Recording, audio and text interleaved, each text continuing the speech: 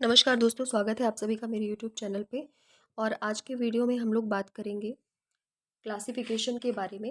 तो क्लासिफिकेशन क्या होता है, सबसे पहले इसकी बात कर लेते हैं। तो classification classification is the process by which anything is grouped into convenient category.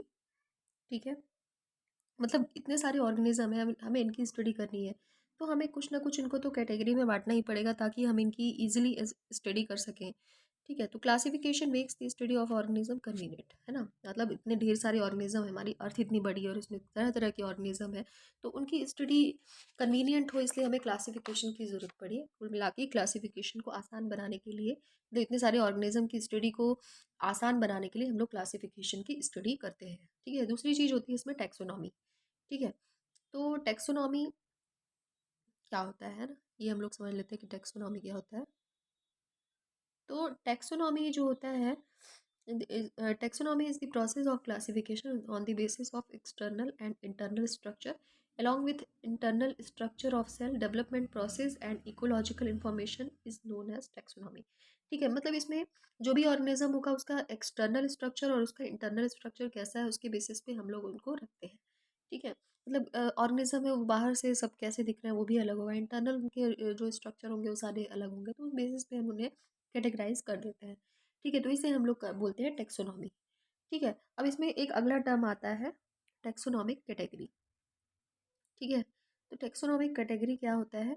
तो taxonomic category is a rank on level in the hierarchical classification of organism. There are 7 obligate categories and some intermediate categories. Since the category is a part of overall taxonomic arrangement, it is called taxonomic category, and all category together constitute the taxonomic hierarchy।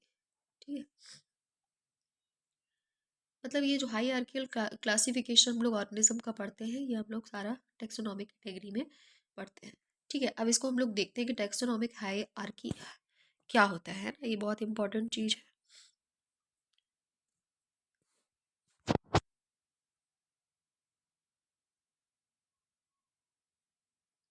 तो इसमें हमें पता है कि taxonomic hierarchy में हम सबसे पहले हम लोग इसमें देखते हैं,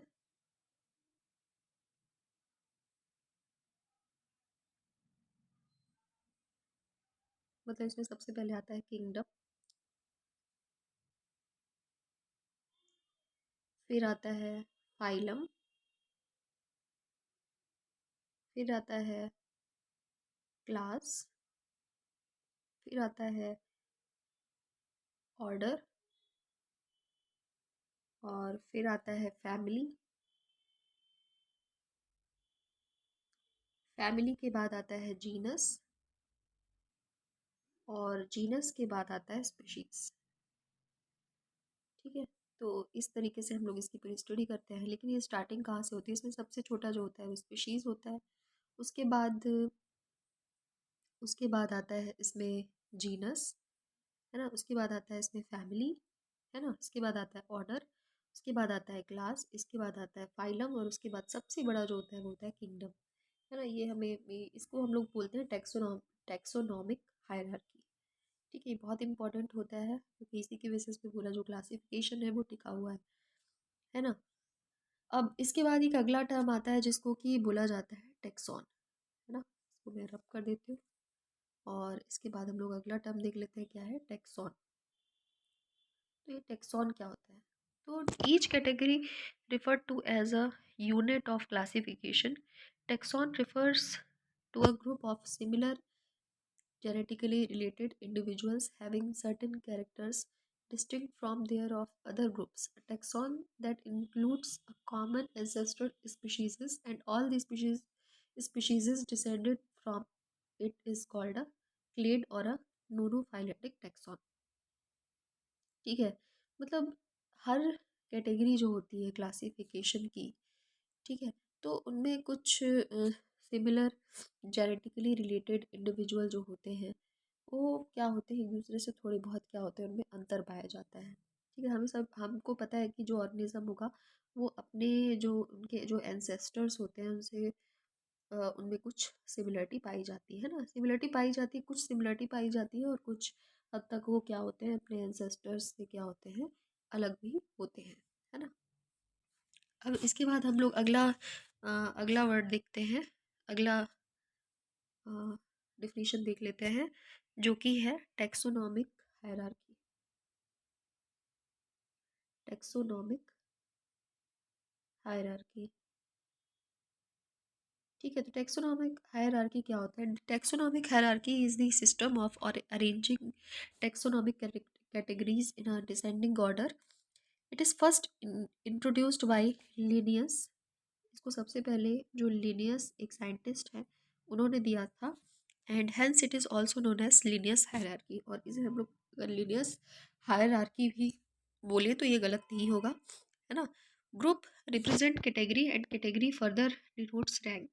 each rank or taxon represents a unit of classification. ठीक है, जो ग्रुप होता है वो रिप्रेजेंट करता है किसको, कैटेगरी को, और जो कैटेगरी होती है वो फर्दर डिनोट होती है रैंक को। ठीक है, तो each rank or taxon represents a unit of classification.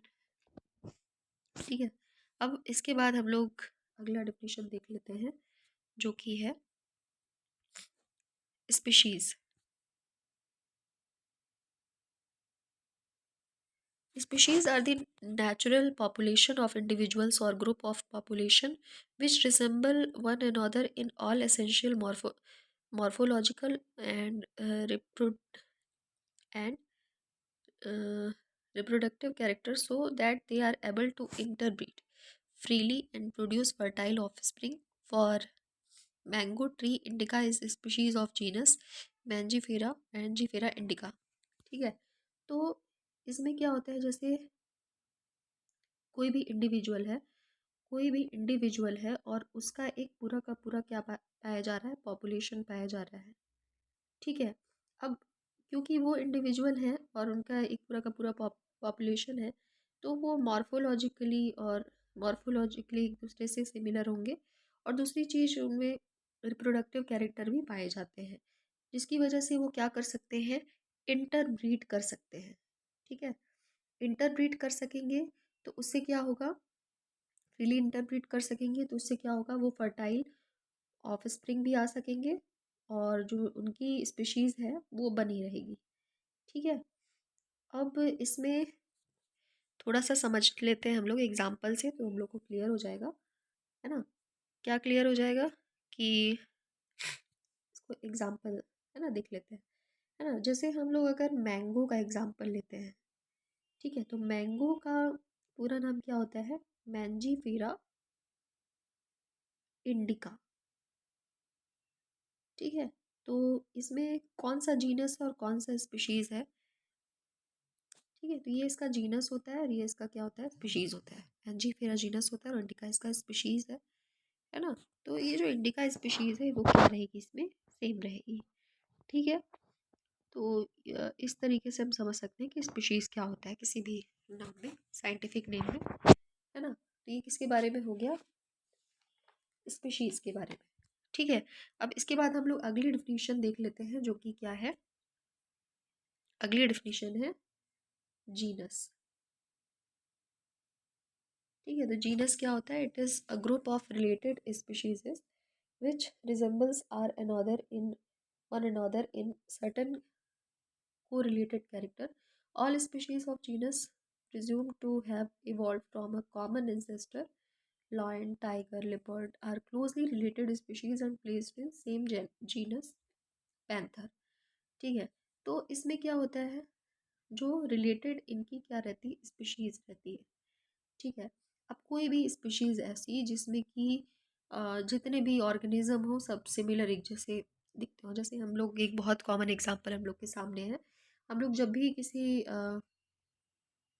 किसी हम लोग लॉयन को देखते हैं या टाइगर को देखते हैं या लिपर्ड को देखते हैं, तो ये तीनों हमें कहीं ना कहीं हमें स्पीशीज़ जो है इनकी सेम लगती है ना। पर इनका जो जीनस है वो अलग अलग है। ठीक है, तो उस हिसाब से हम समझ सकते हैं कि जीनस के हिसाब से इनमें मतलब इनमें जो वेरिएशन आते हैं इनके जीनस अलग होने के कारण आते हैं। बाकी देखने में ही आपको काफ़ी कुछ हद तक सिमिलर ही लगेंगे, है ना। तो ये हो गया किसके बारे में, जीनस के बारे में। ठीक है। और अब इसके बाद हम लोग नेक्स्ट देख लेते हैं। नेक्स्ट हमें देखना है फैमिली। फैमिली क्या होता है? It is a taxonomic category which contains one or more related genera.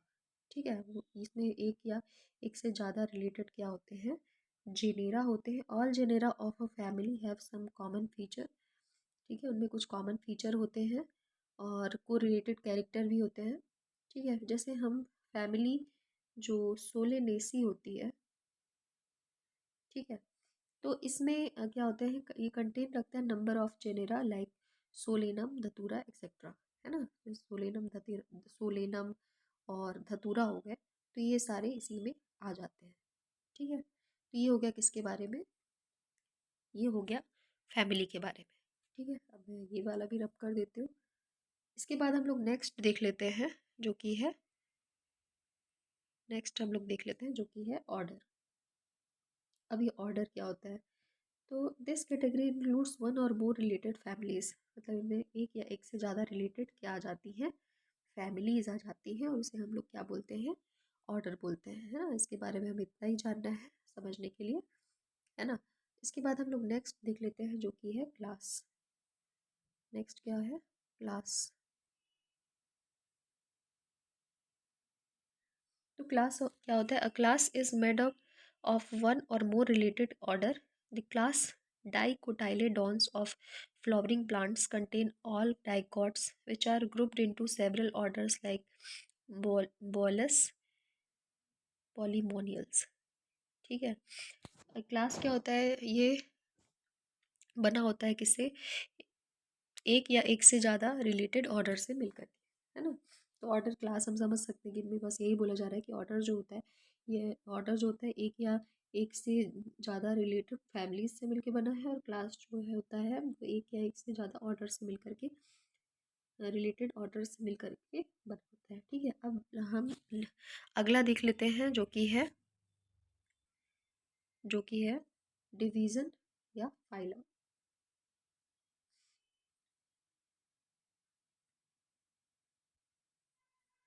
ठीक है, तो ये डिवीज़न फाइलम क्या होता है? The term phylum is used for while division is used for plants they are formed of one or more class. The phylum chordate of animal contains not only the mammals but also apes, reptiles, amphibians, है ना। ये देखिए जो division phylum होते हैं वो, उनमें बहुत सारी चीज़ आ जाती है। जैसे हम अगर मैमल्स की बात करते हैं, ठीक है, तो मैमल्स में ऐसा नहीं होता है कि हम सॉरी, अगर हम लोग कॉर्डेट्स की बात करते हैं ना, किसकी बात करते हैं, कॉर्डेट्स की बात करते हैं। तो कॉर्डेट्स की जब, कॉर्डेट्स का मतलब क्या होता है, जो जिनमें नोटोकॉर्ड प्रेजेंट होती है ना, इस पे हम लोग आएंगे आगे डिटेल में, है ना। तो कॉर्डेट्स का मतलब जिनमें नोटोकॉर्ड प्रेजेंट होती है। तो में हम केवल मैमल्स को नहीं रखते, इसमें हम लोग एव्स को भी रख देते हैं, इसमें हम लोग रेप्टाइल्स को भी रख देते हैं, है ना। और इसमें हम लोग एम्फीबियंस को भी रख देते हैं, तो ये सारे इसमें आ जाते हैं। ठीक, तो ये हो गया किसके बारे में, डिवीज़न के बारे में। ठीक, और अब इसके बाद हमें नेक्स्ट देखना है जो कि है किंगडम, है ना। तो किंगडम क्या होता है? It is the highest taxonomic category, सबसे ज़्यादा हाईएस्ट टेक्सोनॉमिक टेक्सोनॉमिक कैटेगरी होता है। ठीक है, all plants are included in the kingdom plantae while all animals belong to animalia. ठीक है, अब नेक्स्ट हम लोग देखते हैं टेक्सोनॉमिक एड्स। ठीक है, ये टेक्सोनॉमिक एड्स क्या होता है? तो टेक्सोनॉमिक एड्स, टेक्सोनॉमिक एड्स, ठीक है। तो taxonomic aids technique, procedure and stored information that are useful in identification and classification of organisms called taxonomic aids। ठीक है। जो टैक्सोनॉमिक ऐड होता है, ये टेक्निक होती है, प्रोसीजर होती है, जो स्टोर्ड इन्फॉर्मेशन होती है किसी ऑर्गेनिज्म की, उसकी आइडेंटिफिकेशन की, उसके क्लासिफिकेशन की, तो इसे हम लोग क्या बोलते हैं, उसका टैक्सोनॉमिक एड्स बोलते हैं। ठीक है। इसके बाद हम लोग नेक्स्ट देख लेते हैं हर्बेरियम। हर्बेरियम, तो ये हर्बेरियम क्या होता है? Herbarium is a place where dried and pressed plants specimens mounted और sheets are kept systematically according to a widely accepted system of classification. The herbarium sheet also carry a label providing information about that and place of collection, English local and botanical names, family names, etc. Herbarium मतलब ये जो dried plants होते हैं, plants specimen होते हैं, उनको mount किया जाता है उसमें, और उनकी प्रॉपर स्टडी की जाती है ना। ये हर्बेरियम नाम हम लोगों ने ऑलरेडी सुन रखा है ना। मतलब ये कहीं ना कहीं जो स्टोर्ड ड्राइड प्लांट्स होते हैं, उनकी प्रॉपर स्टडी होती है, उनको माउंट किया जाता है, उसी को हम लोग क्या बोलते हैं? हर्बेरियम बोलते हैं। ठीक है। तो ये हो गया किसके बारे में? हर्बेरियम के बारे में। इसके बाद हम देखते हैं नेक्स्ट, बॉटनिकल गार्डन।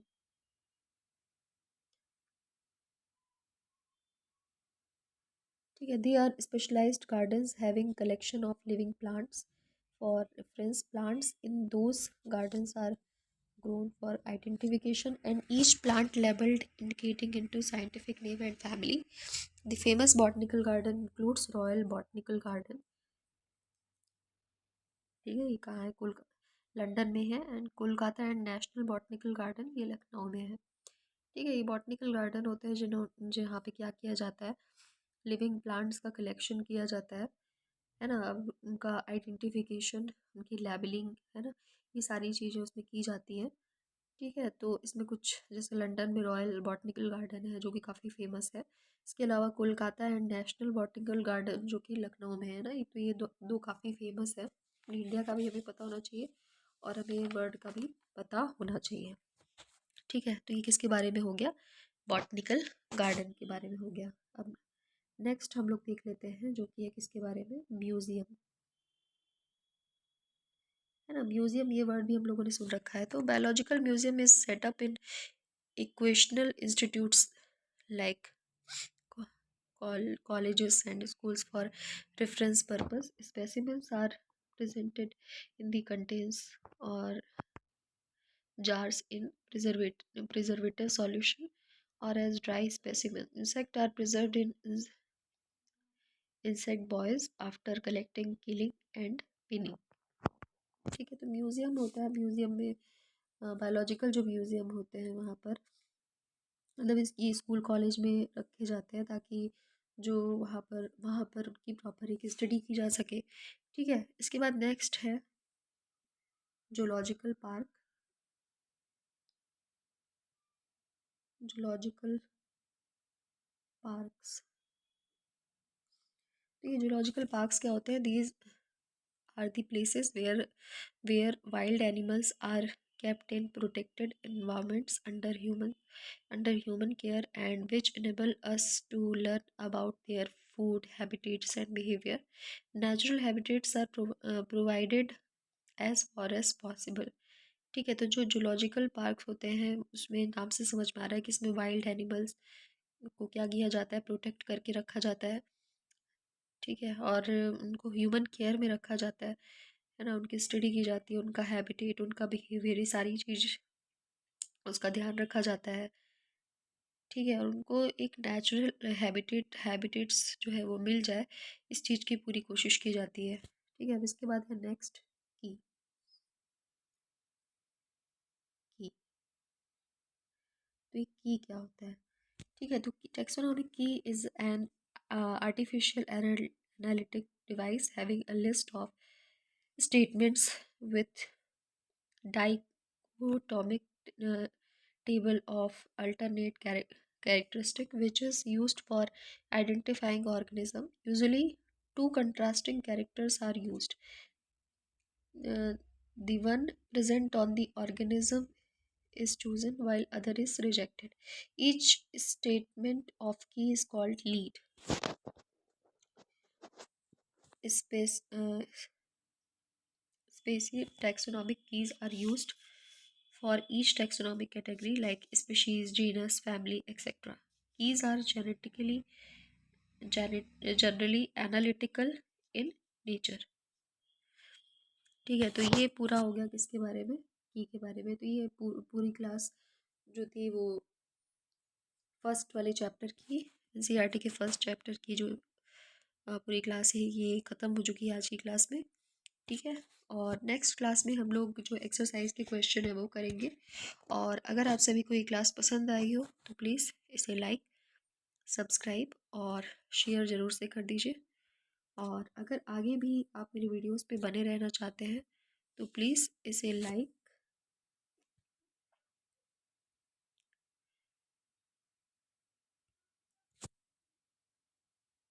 सब्सक्राइब और शेयर कर दीजिए, और साइड में जो बेल आइकॉन दी गई है उस पर क्लिक कर दीजिए। Thank you, keep watching.